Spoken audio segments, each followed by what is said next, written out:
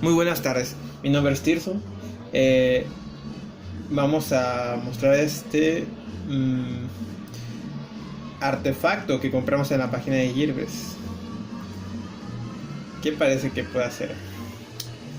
Pues lo vi y me llamó la atención porque mis papás y mi novia roncan mucho.